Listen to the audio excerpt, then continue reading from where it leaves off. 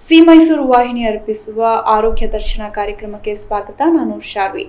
20 ವರ್ಷಗಳ ಅನುಭವ ಹೊಂದಿರುವ ಜೊತೆಗೆ ತಮ್ಮನ್ನ ತಾವು ವೃತ್ತಿ ಜೀವನದಲ್ಲಿ ತೊಡಗಿಸಿಕೊಂಡು ಕಾಯಕವೇ ಕೈಲಾಸ ಅಂತ ನಂಬಿ ಹಲವಾರು ರೋಗಿಗಳಿಗೆ ಉತ್ತಮ ಕಣ್ಣಿನ ಚಿಕಿತ್ಸೆಯನ್ನ ನೀಡಿದ್ದು ಮೈಸೂರಿನ ಹೆಸರಾಂತ ಕಣ್ಣಿನ ಆಸ್ಪತ್ರೆಯಾದ ಡಾಕ್ಟರ್ ರಾಜೇಶ್ ಐ ಹಾಸ್ಪಿಟಲ್ನ ವೈದ್ಯರಾದಂತಹ ಡಾಕ್ಟರ್ ರಾಜೇಶ್ ಕೆವಿ ಅವರು ಇಂದು ನಮ್ಮೊಟ್ಟಿಗಿದ್ದಾರೆ. ಮತ್ತೆ ತಡ ಬನ್ನಿ ಅವರನ್ನ ಕಾರ್ಯಕ್ರಮಕ್ಕೆ ಸ್ವಾಗತಿಸೋಣ. ಸರ್, ಕಾರ್ಯಕ್ರಮಕ್ಕೆ ಸ್ವಾಗತ ನಿಮಗೆ.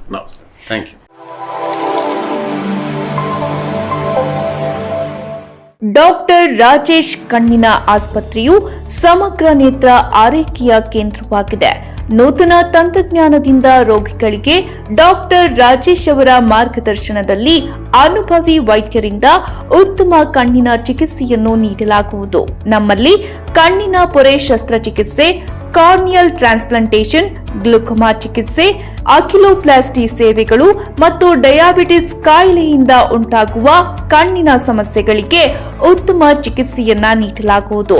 ಇದಲ್ಲದೆ ಅತ್ಯಾಧುನಿಕ ಸೌಲಭ್ಯವುಳ್ಳ operation theatre, opticals and contact lens, pharmacy ಮತ್ತು ಉತ್ತಮ ಲ್ಯಾಬೊರೇಟರಿ ವ್ಯವಸ್ಥೆಯನ್ನ ಹೊಂದಿದೆ. ನಿಮ್ಮ ಯಾವುದೇ ಕಣ್ಣಿನ ಸಮಸ್ಯೆಗೆ ಭೇಟಿ ಕೊಡಿ.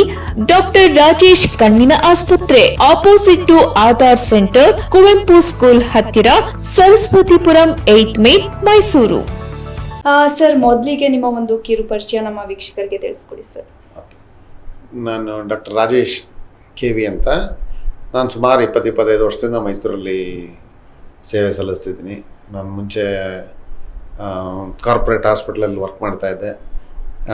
ಈಗ ನಾವು ಒಂದು Saraswathipuram Kamakshi hospital road, Kuvempu school ಇದೆಯಲ್ಲ, ಅದರ ಹತ್ರನೇ ಒಂದು ಡಾಕ್ಟರ್ ರಾಜೇಶ್ ಐ ಹಾಸ್ಪಿಟಲ್ ಅಂತ ಒಂದು ಇವಾಗ ಒಂದು 6 ತಿಂಗಳಿಂದ ಶುರು ಮಾಡಿದ್ದೀವಿ.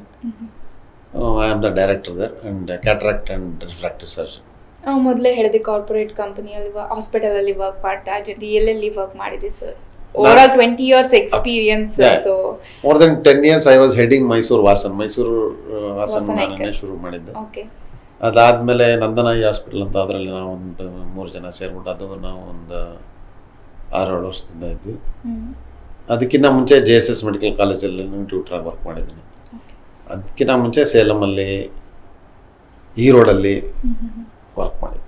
ಸೊ ಈಗ ಕೊನೆಯಲ್ಲಿ ಮೈಸೂರಲ್ಲಿ ನಿಮ್ಮದೇ ಆದ ಒಂದು ಹಾಸ್ಪಿಟಲ್. ಹೇಗೆ ಅನಿಸ್ತು ಸರ್? ಹೇಗೆ ಒಂದು ಥಾಟ್? ಈಗ ನೀವು ಬೇರೆ ಕಡೆ ಎಲ್ಲ ವರ್ಕ್ ಮಾಡಿದ್ರಿ, ಹೇಗೆ ಒಂದು ಈ ಥಾಟ್ ಬಂತು ನಂದೇ ಒಂದು ಆಸ್ಪತ್ರೆ ಸ್ಥಾಪಿಸಬೇಕು ಅಂತ?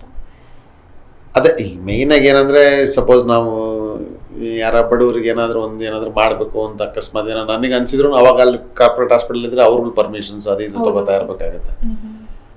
ಆದ್ದರಿಂದ ಈಗ ನಮ್ಮದೇ ಒಂದು ಶುರು ಮಾಡಿದ್ರೆ ನಾವು ಎಷ್ಟು ಸೇವೆ ಮಾಡೋಕ್ಕೆ ಸಾಧ್ಯನೋ ಅಷ್ಟು ನಮ್ಮ ಕೈಯಲ್ಲಿ ಮಾಡ್ಬೋದು ಅನ್ನೋದೊಂದು ಮೇಯ್ನ್ ಇಂಟೆನ್ಷನಿಂದ ಆ್ಯಕ್ಚುಲಿ ನಾನು ನಂದೇ ಶುರು ಮಾಡಿದ್ರೆ ಒಳ್ಳೆಯದು, ಒಳ್ಳೆ ಟ್ರೀಟ್ಮೆಂಟ್ ಸಿಗಲಿ ಮೈಸೂರು ಮತ್ತು ಸುತ್ತಮುತ್ತ ಡಿಸ್ಟ್ರಿಕ್ಟ್ ಜನರಿಗೆ ಅಂದ್ಬಿಟ್ಟು. 6 months ಆಗಿದೆ ಹಾಗೆ, ಬಟ್ ತುಂಬಾನೇ ಫೇಮಸ್ ಆಗಿದೆ 6 monthsಗೆ. ಹೇಗೆ ಇದು? ಮೇ ಬಿ ನಾನು ಸುಮಾರು ವರ್ಷಗಳಿಂದ ಮೈಸೂರಲ್ಲಿ ಇರೋದ್ರಿಂದ ಜನರಿಗೆ ಸ್ವಲ್ಪ ಪರಿಚಯ ಇದೆ ನಂದು, ಹಾಗಾಗಿ ಚೆನ್ನಾಗಿ ರೆಸ್ಪಾನ್ಸ್ ಬರ್ತಾ ಇದೆ. ಸರ್, ಈಗ ಸಾಮಾನ್ಯವಾಗಿ ನಾವು ಅಂದ್ಕೊಳ್ಳೋದು, ಈಗ ಜ್ಞಾನೇಂದ್ರಿಯಗಳಲ್ಲಿ ಕಣ್ಣು ಕೂಡ ಒಂದು ಪ್ರಮುಖ ಅಂಗನೇ. ಕಣ್ಣಿನ ಕಾಳಜಿ ತುಂಬಾನೇ ಮುಖ್ಯ ಅಂತಾನೆ ಹೇಳ್ಬೋದು. ಬಟ್ ಇತ್ತೀಚೆಗೆ ಚಿಕ್ಕ ಮಕ್ಕಳಲ್ಲಿ ಕೂಡ ಕಣ್ಣಿನ ಸಮಸ್ಯೆ ಕಾಣ್ತದೆ. ಯಾವ ಒಂದು ಸರ್ಟನ್ ಏಜ್ ಅಲ್ಲಿ ನಾವು ಮಕ್ಕಳಿಗೆ ಐ ಚೆಕಪ್ ಮಾಡಿಸ್ಬೋದು? ಓಕೆ, ಇದು ಒಂದು ಒಳ್ಳೆ ಪ್ರಶ್ನೆನೇ. ಯೂಶಲಿ ರೆಕಮೆಂಡೇಶನ್ ಪ್ರಕಾರ ಅಂದರೆ ಅಟ್ಲೀಸ್ಟ್ 4 ವರ್ಷ ಮಗು ಯಾವಾಗ 4 ವರ್ಷ ಆಗಿರುತ್ತೆ ಆವಾಗಲೇ ಒಂದು ಕಣ್ಣಿನ ಪರೀಕ್ಷೆ ಮಾಡಿಸಿದ್ರೆ ಭಾಳ ಒಳ್ಳೆಯದು. ಈಗ ಏನಾಗುತ್ತೆ ಅಂದರೆ, ಸುಮಾರು ಜನ ಮಾಡಿಸೋದೇ ಇಲ್ಲ, ಅನ್ಲೆಸ್ ಏನೋ ಅವ್ರಿಗೊಂದು ತೊಂದರೆ ಬಂದು ಹಾಸ್ಪಿಟ್ಲಿಗೆ ಹೋಗಲೇಬೇಕು ಅನ್ನೋ ಪರಿಸ್ಥಿತಿ ಬರೋ ತನಕ ಅವ್ರು ಅದನ್ನು ಟೆಸ್ಟೇ ಮಾಡಿಸಿರೋದಿಲ್ಲ. ಅದ್ರ ಬದಲು 4 ವರ್ಷಕ್ಕೊಂದ್ಸತಿ, 4ನೇ ವರ್ಷದಲ್ಲಿ ಮಗು 4ನೇ ವರ್ಷಕ್ಕೆ ಬಂದಾಗ ಒಂದ್ಸತಿ ಟೆಸ್ಟ್ ಮಾಡಿಸಿದ್ರೆ ಅಕಸ್ಮಾತ್ ಏನಾದರೂ ತೊಂದರೆ ಇದ್ದರೆ ಅವಾಗ ನಾವು ಕಣ್ಣು ಹಿಡಿಬೋದು. ಇಲ್ಲ ಅಂದರೆ ಯೂಶಲಿ ಇನ್ಯಾವಾಗ ಕರ್ಕೊಂಬರ್ಬಹುದು ಅಂದರೆ, ಪೇಷಂಟ್ಗೆ ಬೋರ್ಡ್ ಕಾಣ್ತಾ ಇರಲ್ಲ ಮಗುಗೆ, ಅಲ್ಲಿ ಏನಾದ್ರು ತಪ್ಪು ಬರ್ಕೊಂಬರ್ತಾ ಇರ್ತಾರೆ. ಇಲ್ಲ ಅಂದರೆ ಅವ್ರ ಪಕ್ಕದಲ್ಲಿ ಇರೋರನ್ನ ನೋಡ್ಕೊಂಡು ಬರೀತಾರೆ. ಅವ್ರ ಪಕ್ಕದಲ್ಲಿ ಏನಾದ್ರು ತಪ್ಪು ಬರೆದಿದ್ರೆ ಅದನ್ನು ಇವರು ಬರ್ಕೊಂಡು ಬರ್ತಾರೆ. ಆಗ ಅವ್ರ ಟೀಚರ್ಸ್ ಯೂಶಲಿ ಹೇಳಿ ಪೇರೆಂಟ್ಸ್ನ ಕಳಿಸ್ತಾರೆ.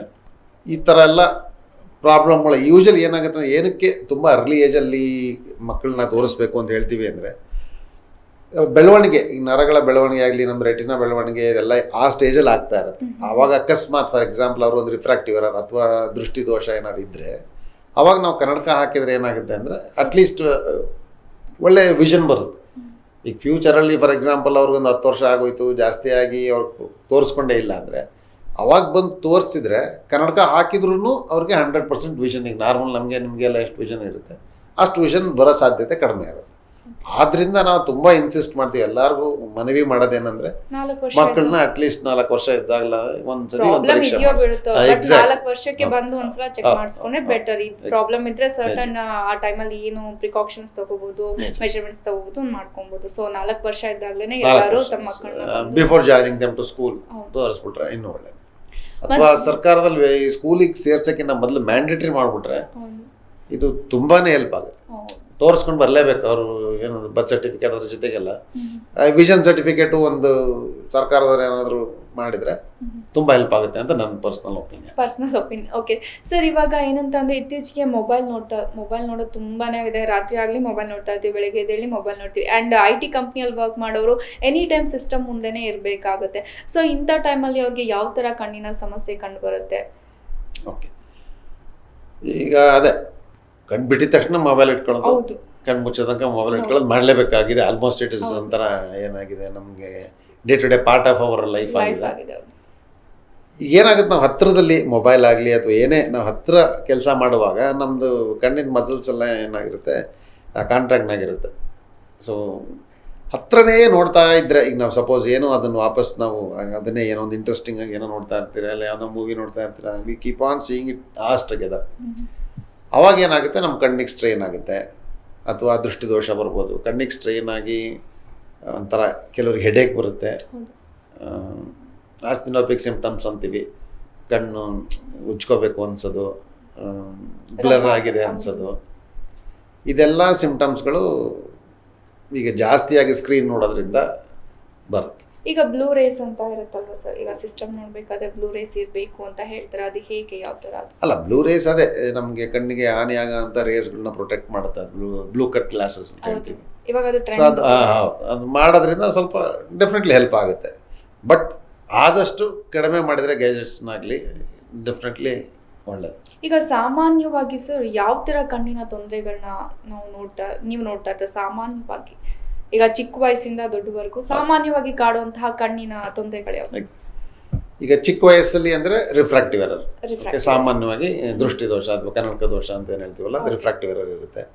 ಇನ್ನೂ ಕೆಲವರು ಹುಟ್ಟತಾನೆ ಕ್ಯಾಟ್ರಾಕ್ಟು ಬಂದಿರುತ್ತೆ ಮಕ್ಕಳಿಗೆ. ಕ್ಯಾಟ್ರಾಕ್ಟ್ ಬಂದು ಹುಟ್ಟದಾಗಿಂದ ಹಿಡಿದು ಆಲ್ಮೋಸ್ಟ್ ನಾವು ಸಾಯೋ ಏಜ್ವರೆಗೂ ಯಾರು ಬರ್ತಾ ಇರುತ್ತೆ, ಯಾವಾಗಾದ್ರೂ ಒಂದು ಏಜಲ್ಲಿ ಬರುತ್ತೆ. ಮಕ್ಕಳಲ್ಲಿ ಅಂದರೆ ದೃಷ್ಟಿದೋಷ, ಆ್ಯಂಡ್ ನೆಕ್ಸ್ಟ್ ಕ್ಯಾಟ್ರಾಕ್ಟ್ ಬರ್ಬೋದು, ಕಾಂಜನೆಟಲ್ ಗ್ಲಾಕೋಮಾ ಅಂತೀವಿ ಅದು ಇರ್ಬೋದು, ಇಲ್ಲ ಕರಿಗುಡ್ಡೆ ಮೇಲೆ ಏನೋ ಕಲೆ ಆಗಿರ್ಬೋದು. ಇದೆಲ್ಲ ಮಕ್ಕಳಲ್ಲಿ ಬರೋ ಅಂಥ ಕಾಯಿಲೆಗಳು. ವಯಸ್ಕರಲ್ಲಿ ನೆಕ್ಸ್ಟ್ ಬರ್ತಾ ಇದ್ರೆ ಮಧ್ಯ ವಯಸ್ಸಲ್ಲಿ ಅರೌಂಡ್ 40 ವರ್ಷಕ್ಕೆ ನಮಗೆಲ್ಲ 40 ಅಂತೀವಲ್ಲ, ಅದು ದಟ್ ಇಸ್ ಕಾಲ್ಡ್ 40 ವರ್ಷ. ಅದರಿಂದನೇ 40 ಅಂತ ಬಂದಿರೋ ಸುಮಾರು ಜನ ಹಳ್ಳಿ ಕಡೆ 40 40 ವರ್ಷಕ್ಕೆ ಬರೋಂಥ ರೀಡಿಂಗ್ ಗ್ಲಾಸ್ ಅದು ಸಾಮಾನ್ಯವಾಗಿ ಎಲ್ಲರಿಗೂ ಸಾಮಾನ್ಯವಾಗಿ ಬರುತ್ತೆ. 40 ವರ್ಷಕ್ಕೆ ಅದು ಬರುತ್ತೆ. ಆಮೇಲೆ ಸಪೋಸ್ ಡಯಾಬಿಟಿಕ್ ಇದ್ರು ಅಂದರೆ ಡಯಾಬಿಟಿಕ್ ರೆಟಿನೋಪತಿ ಅಂತ ಹೇಳ್ತೀವಿ. BP ಇದ್ದರೆ BP ರೆಟಿನೋಪತಿ ಅಂದರೆ ಹೈಪರ್ಟೆನ್ಸಿವ್ ರೆಟಿನೋಪತಿ ಅಂತ ಹೇಳ್ತೀವಿ. ಆ್ಯಂಡ್ ಈ ಥರ ಹಲವಾರು ಕಾಯಿಲೆ, ಕ್ಯಾಟ್ರಾಕ್ಟ್ ಎನಿ ಏಜಲ್ಲಿ ಸ್ಟಾರ್ಟ್ ಆಗ್ಬೋದು ನಾನು ಹೇಳ್ದಂಗೆ. ಸೊ 40 BP ಅಥವಾ ಶುಗರ್ ಇರೋರು ಅವ್ರೂ ರೆಗ್ಯುಲರ್ ಕಣ್ಣನ್ನು ಅಟ್ಲೀಸ್ಟ್ ವರ್ಷಕ್ಕೊಂದ್ಸತಿ ಅಥವಾ 6 ತಿಂಗಳಿಗೆ ಒಂದ್ಸತಿ ತೋರಿಸ್ಕೊಳ್ಳೋದು ತುಂಬಾ ಮುಖ್ಯ ಆಗುತ್ತೆ. ಈಗ ಕ್ಯಾಟ್ರಾಕ್ಟ್ ಅಂದರೆ ಏನು ಸರ್? ಅದನ್ನ ಯಾವ ಥರ ಪ್ರೊಸೀಜರ್, ಹೇಗೆ? ಪೊರೆ, ಸಾಮಾನ್ಯ ಭಾಷೆ ಕಣ್ಣಿನ ಪೊರೆ ಅಂತ ಹೇಳ್ತೀವಲ್ಲ ಅದು. ಓಕೆ, ಪೊರೆ ಇದು ಅದೇನು ಒಂಥರ ತುಂಬ ಭಯ ಪಡೋ ಅಂಥದ್ದಾಗಲಿ ಆ ಥರದ್ದೇನಲ್ಲ. ಅದು ಭಯ ಇರುತ್ತೆ, ಕಣ್ಣಿಗೆ ಇದು ಮಾಡ್ತಾರೆ ಆಪರೇಷನ್, ಕಣ್ಣಿನ ದೃಷ್ಟಿ ಹೋಗ್ಬಿಟ್ರೆ ಮತ್ತೆ ಎಕ್ಸಾಕ್ಟ್ ಅದು ಹಂಗೆ ಅಂದ್ಕೊಂಡು ಭಯಪಟ್ಟು ಜನ ಕಣ್ಣಿನ ದೃಷ್ಟಿ ಹೋಗೋ ತನಕ ಬಂದೇ ಇರಲ್ಲ ಸುಮಾರು ಜನ ಈ ಹಳ್ಳಿ ಕಡೆ ಹಾಗೆ. ಎಕ್ಸಾಕ್ಟ್ಲಿ. ಈಗ ಪೊರೆ ನಾನು ಹೇಳ್ದಂಗೆ ಯಾವ ಏಜಲ್ಲಿ ಬೇಕಾದ್ರೂ ಬರ್ಬೋದು ಒಂದು. ಸೊ ನಾವು ಎಕ್ಸಾಮಿನ್ ಮಾಡಿದಾಗ ಗೊತ್ತಾಗುತ್ತೆ ಇವ್ರಿಗೆ ಪೊರೆ ಇದೆಯಾ ಏನು ಅಂತ. ಪೊರೆ ಹೇಗೆ, ಸಪೋಸ್ ನನಗೆ ಪೊರೆ ಬಂದಿದೆ ಅಂತ ಹೆಂಗೆ ಗೊತ್ತಾಗುತ್ತೆ ಅಂದರೆ ದೃಷ್ಟಿ ಕಮ್ಮಿ ಆಗುತ್ತೆ ಅಥವಾ ಏನು ಕಾಣಿಸ್ದಲ್ಲೇ ಇರ್ಬೋದು, ಮಬ್ಬಾಗುತ್ತೆ ಕೆಲವು ಟೈಮ್, ಹೆಂಗೆ ನೋಡಿದ್ರು ಏನು ಕಾಣ್ತಾ ಇರಲ್ಲ. ಸೊ ಇದು ಎಲ್ಲ ಕ್ಯಾಟ್ರಾಕ್ಟಿನ ಲಕ್ಷಣಗಳು. ಇನ್ನು ಇದನ್ನು ಯಾವ ಥರ ಟ್ರೀಟ್ಮೆಂಟ್ ಇದೆ ಸರ್ ನಿಮ್ಮಲ್ಲಿ? ಓಕೆ, ನಮ್ಮಲ್ಲಿ ಡಾಕ್ಟರ್ ರಾಜೇಶ್ ಐ ಹಾಸ್ಪಿಟ್ಲಲ್ಲಿ ಅತ್ಯಂತ ಅತ್ಯಾಧುನಿಕ ಶಸ್ತ್ರಚಿಕಿತ್ಸೆ ವ್ಯವಸ್ಥೆಗಳೆಲ್ಲ ನಮ್ಮಲ್ಲಿದೆ. ಈಗ ಮಾಡ್ಯುಲರ್ OT ಅಂತ ಹೇಳ್ತೀವಿ.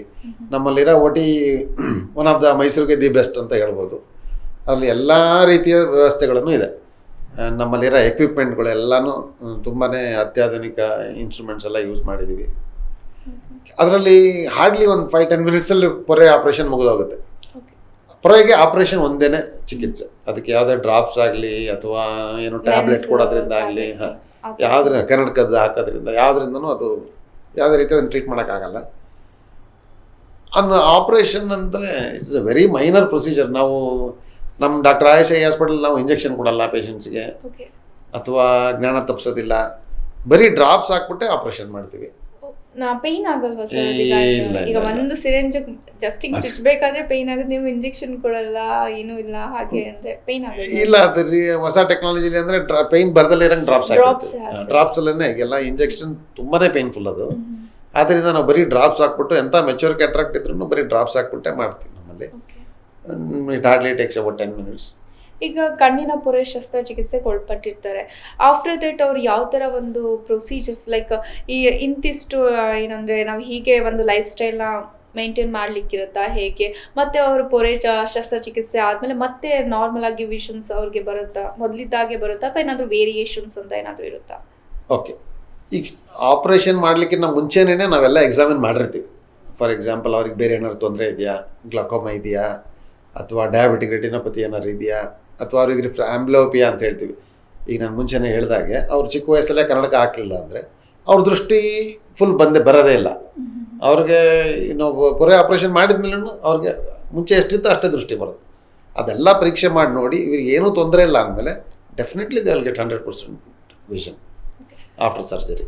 ಒಂದು ಸಣ್ಣ ವಿರಾಮದ ನಂತರ ಕಾರ್ಯಕ್ರಮ ಮುಂದುವರಿಯುತ್ತೆ. ಹೇಗೆ ನೋಡ್ತಾರೆ ನಿಮ್ಮ ನೆಚ್ಚಿನ ಸಿ ಮೈಸೂರು ವಾಹಿನಿ.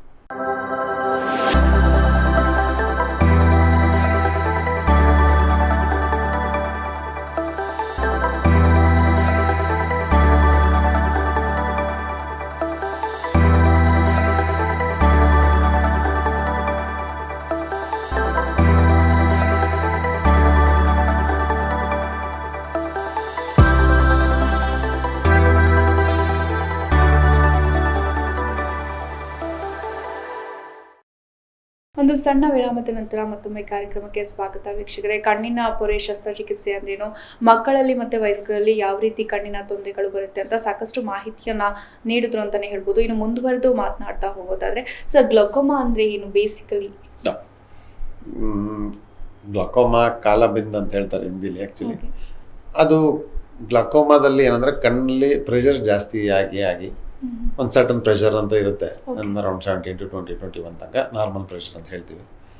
ಕಣ್ಣಲ್ಲಿ ಒತ್ತಡ ಪ್ರೆಷರ್ ಜಾಸ್ತಿ ಆಗಿ ಆಪ್ಟಿಕ್ ನರ್ವ್ ಏನಿದೆಯಲ್ಲ, ನಮ್ಮ ಕಣ್ಣಲ್ಲಿ ಬಿದ್ದಿರೋಂಥ ದೃಷ್ಟಿ ಆಪ್ಟಿಕ್ ನರ್ವ್ ಮೂಲಕನೇ ಬ್ರೈನ್ಗೆ ಹೋಗುತ್ತೆ. ಆ ಆಪ್ಟಿಕ್ ನರ್ವ್ ಹೆಡ್ಗೆ ಏನಾಗುತ್ತೆ, ಅದಕ್ಕೆ ಡ್ಯಾಮೇಜ್ ಸ್ಲೋ ಆಗಿ over a period of time last ಅಲ್ಲ ಎಂಡ್ ಸ್ಟೇಜ್ ಆಫ್ ಗ್ಲಾಕೋಮಾದಲ್ಲಿ ವಿಷನ್ನೇ ಇರೋದಿಲ್ಲ, ಆ ಥರನೂ ಆಗುತ್ತೆ. ಯಾವ ಥರ ಅದನ್ನ ತಡೆಗಟ್ಬೋದು ಗ್ಲಕೋಮಾ ಆಗಿದೆ ಅಂತ? ಯಾವ ಥರ ಅದನ್ನ ನಾವು ಟೆಸ್ಟ್ ಮಾಡ್ಕೋಬೋದು? ಅದಕ್ಕೆ ಒಂದೇನಪ್ಪ ಅಂತಂದರೆ ಗ್ಲಾಕೋಮಾದಲ್ಲಿ 2 ಥರ ಗ್ಲಾಕೋಮಾ ಇದೆ. ಒಂದು ಪ್ರೈಮರಿ ಓಪನ್ ಆ್ಯಂಗಲ್ ಗ್ಲಾಕೋಮಾ ಅಂತ, ಕ್ಲೋಸ್ಡ್ ಆ್ಯಂಗಲ್ ಗ್ಲಾಕೋಮಾ ಅಂತ. ಪ್ರೈಮರಿ ಓಪನ್ ಆ್ಯಂಗಲ್ ಗ್ಲಾಕೋಮಾದಲ್ಲಿ ಏನು ಅಂದರೆ ಏನು ಸಿಂಪ್ಟಮ್ಸೇ ಇರೋದಿಲ್ಲ ಫಸ್ಟಲ್ಲಿ. ಅದಕ್ಕೆ ನಾವು ಎಲ್ಲರಿಗೂ ಹೇಳೋದು 40 ವರ್ಷ ಆದಮೇಲೆ ದಯವಿಟ್ಟು ತಮ್ಮ ಕಣ್ಣನ್ನು ಒಂದ್ಸತಿ ತೋರಿಸ್ಕೊಳ್ಳಿ ಅಂತ. ಆ್ಯಂಡ್ ಗ್ಲಕೋಮಾದಲ್ಲಿ ಏನು ತೊಂದರೆ, ಐ ಮೀನ್ ಏನು ಅದು ಇಟ್ ಇಸ್ ಇರ್ರಿವರ್ಸಿಬಲ್. ಎಷ್ಟು ದೃಷ್ಟಿ ನಾನು ಹೋಗಿದೆ ಅದಕ್ಕೆ ಏನು ಮಾಡಕ್ಕೆ ಬರಲ್ಲ. ಆ ದೃಷ್ಟಿ ಏನು ಹೋಗಿದೆ ಅಲ್ಲ, ಫಾರ್ ಎಕ್ಸಾಂಪಲ್ ನೀವು ನಾನು ಬರೋ ಅಷ್ಟೊತ್ತಿ ನಿಮ್ಗೆ ಒಂದು 30% ವಿಷನ್ ಹೋಗಿದೆ ಪೇಷಂಟ್ಗೆ ಅಂದರೆ ಅವ್ರಿಗೆ ಆ 30% ವಿಷನ್ಗೆ ನಾವೇನು ಮಾಡೋಕ್ಕಲ್ಲ. ನಾವು ಏನು ಮಾಡ್ಬೋದು ಅಂದರೆ ಇನ್ನು ಮುಂದೆ ಅವ್ರಿಗೆ ಇನ್ನು 70% ಏನು ಉಳಿದಿದೆ ಅದನ್ನ ನಾವು ಟ್ರೀಟ್ಮೆಂಟ್ ಮಾಡಿ ಅದನ್ನು ಅಟ್ಲೀಸ್ಟ್ ಉಳ್ಸಕ್ಕೆ ಅದೇ ನಮ್ಮದು aim of the treatment is that. Actually ಅದರಲ್ಲಿ ಏನೂ ಅವ್ರಿಗೆ ಸಿಂಪ್ಟಮ್ಸ್ ಇರಲ್ಲ. ಪೇಷಂಟಿಗೆ ನೋವಾಗಲಿ ಅಥವಾ ಏನೋ ಕಣ್ಣು ಕೆಂಪಾಯಿತು, ಇದೆಲ್ಲ ಆ್ಯಕ್ಚುಲಿ ಕ್ಲೋಸ್ಡ್ ಆ್ಯಂಗಲ್ ಗ್ಲಾಕೋಮಾದಲ್ಲಿ ಇರುತ್ತೆ. ತುಂಬ ನೋವಿರುತ್ತೆ, they will come immediately to the hospital. So open angle ಗ್ಲಾಕೋಮಾದಲ್ಲಿ ಏನಪ್ಪ ಅಂತಂದರೆ ನಾನು ಹೇಳ್ದಂಗೆ ಕೆಲವು ಟೈಮು ಪ್ರೆಷರು ನಾರ್ಮಲ್ ಇರುತ್ತೆ, ನಾರ್ಮೋಟೆನ್ಸಿವ್ ಗ್ಲಾಕೋಮಾ ಅಂತ ಹೇಳ್ತೀವಿ. ಅವ್ರಿಗೆ ಪ್ರೆಷರು ನಾರ್ಮಲ್ ಇರುತ್ತೆ, ಬಟ್ ಆ ಮನುಷ್ಯನಿಗೆ ಆ ಪ್ರೆಷರು ಜಾಸ್ತಿ, ಹಾಗಾಗಿ ಅವ್ರಿಗೆ ಆಪ್ಟಿಕ್ ನರ್ವ್ ಡ್ಯಾಮೇಜ್ ಆಗ್ತಾ ಇರುತ್ತೆ. So glaucoma it's one of the serious condition. ದಯವಿಟ್ಟು ಎಲ್ಲ ವೀಕ್ಷಕರಿಗೆ ಏನು ಹೇಳ್ತೀವಿ ಅಂತಂದರೆ 40 ವರ್ಷಕ್ಕೆ ತಮ್ಗೆ 40 ವರ್ಷ ಆದಾಗ ಒಂದ್ಸತಿ ಎಲ್ಲರೂ ಕಣ್ಣು ಪರೀಕ್ಷೆ ಮಾಡ್ಕೊಳ್ಳೋದು ಭಾಳ ಮುಖ್ಯ.